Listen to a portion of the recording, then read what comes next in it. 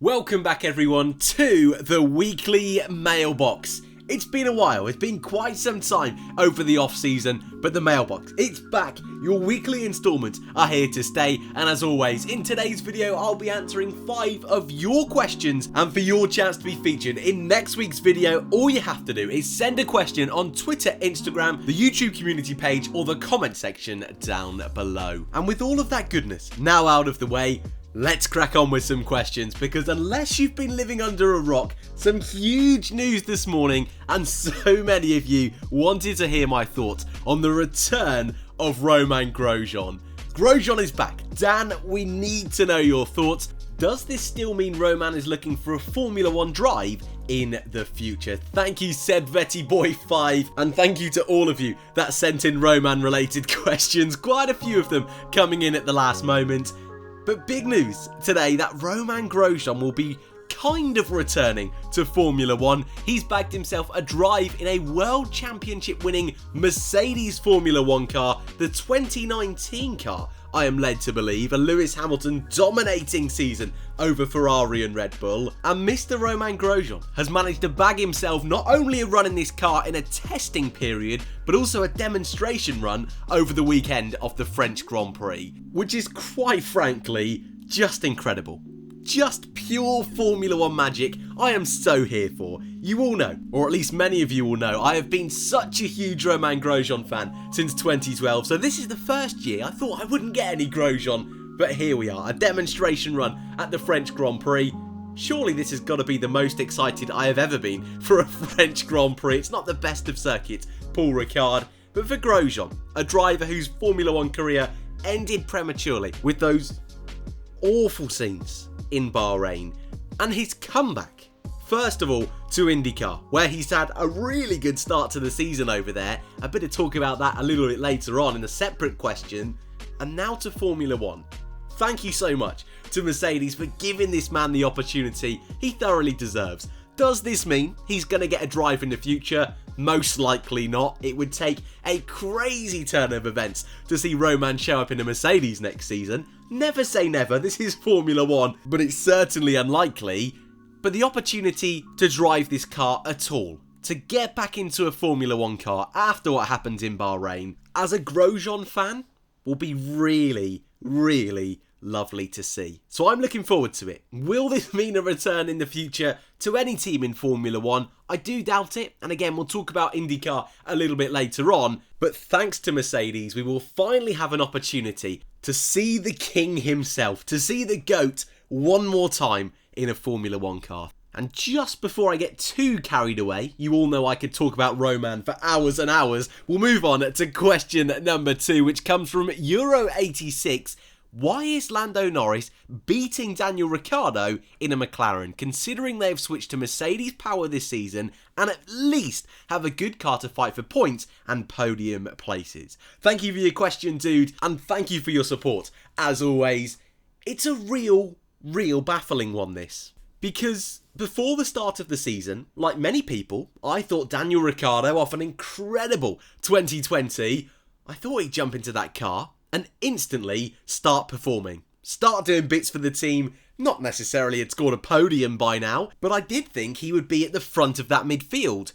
I thought he would be a good match for Lando Norris, and whilst at the start of the year I anticipated they would be similar, I thought Daniel may just have the edge, and as the season ebbed and flowed, I thought at the end of the year, Daniel would come out with the most points.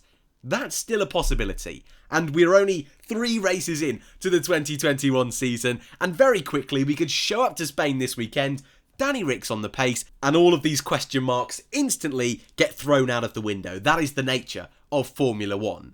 But with any driver move, I've said it many times this year already, but you've got to give drivers a little bit of time to get used to a team, and for Ricciardo, a man who spent so many years at Red Bull, when he moved to Renault, it wasn't all fantastic at the start of that season, and actually retired in his first 2 races. Do you remember that very first race? Lost his front wing before he even got to turn 1. So the fact he scored points in every race so far, despite the fact he's openly admitted he's not comfortable in this McLaren as of yet. He's also had an engine change as well, going from the Renault power of Renault and Red Bull to now using a Mercedes power unit for the first time in his Formula 1 career. A little excuse because it's the same as Lando Norris, but these things do start to add up, and when you're in a brand new environment, it's going to take a bit of time. On the flip side, Lando Norris has been nuts, bonkers this season, so consistent, another step up from last year, and I think already last season was a big step up from 2019, and I think his progression kind of highlights the little struggles Ricciardo is having, but perhaps make them look worse than they actually are. Because in reality, again, points in every single race this year, not only for Danny Ric, but also Lando Norris, and a team that very much expected to have a lot of reliability issues with this brand new power unit. None in testing, and fingers crossed I don't jinx it for this weekend, none in 2021 so far. It's early doors.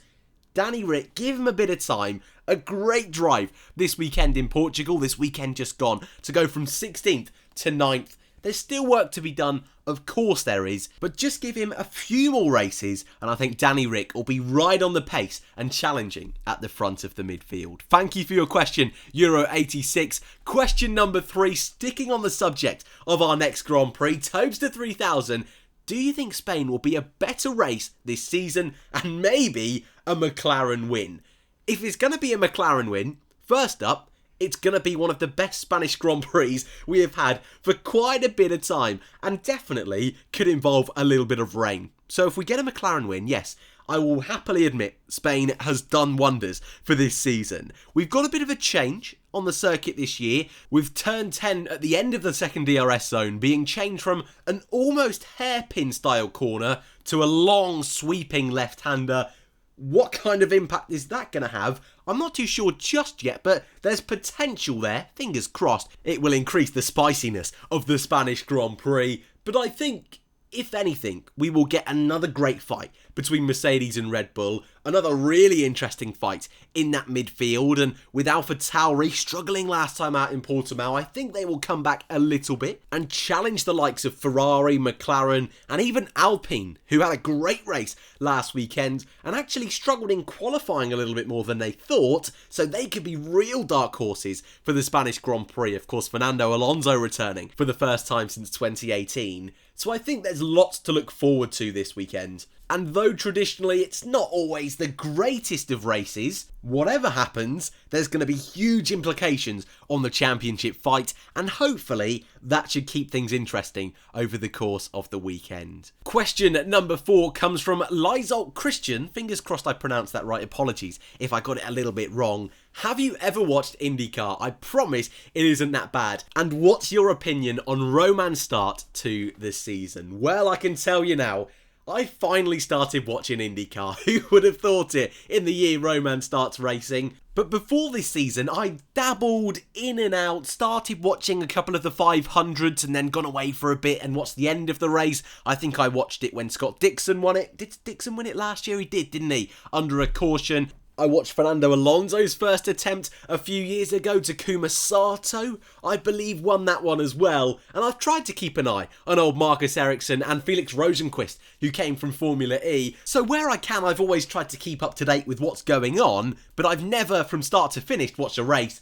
And that's all changed this year. I've watched the opening 4 events to this season so far, 2 with Romain Grosjean for Dale Coyne Racing, and 2 with Pietro Fittipaldi at Texas Motor Speedway. It's definitely different than Formula 1, definitely different than Formula E, but so far, I'm really enjoying it. And with 4 different winners in the first 4 races, 2 street circuits at St. Petersburg, and I can't remember the other one. I enjoyed them, don't get me wrong, but I really love the ovals. Something I've, again, dabbled here and there, watched a few NASCAR races and a few 500s, but never from start to finish, and I really enjoy just a bit of difference from my racing. So if any of you are thinking of trying it, I would say go for it. I would also say head over to the Indy Fanatics channel. Mike and Stephen, love those 2 boys. They've really helped me understand the world of IndyCar a lot more, so free shout out to those two. They're doing some awesome stuff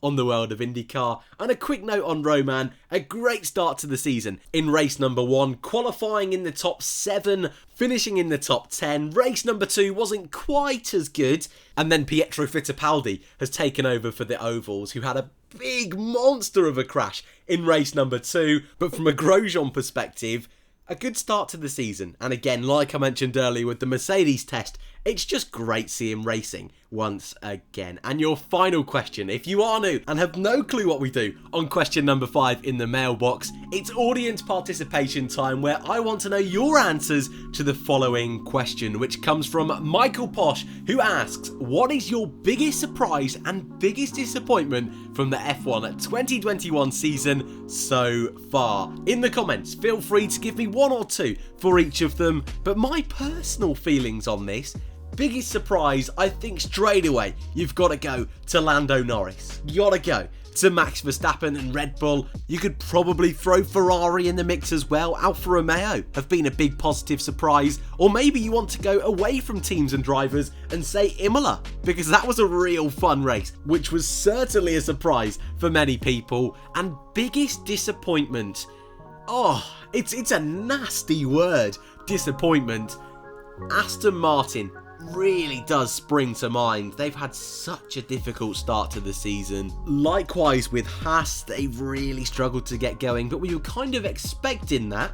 So disappointment when expectations were already pretty low is hard to say. So Aston Martin's the only one I can really think of, but let me know yours in the comment section down below. And that is it from me with the weekly mailbox back on the Racing Reviews channel. As always, if you want to leave a question for next week's episode, all you've got to do, Twitter, Instagram, YouTube community page, or of course in the comment section down below.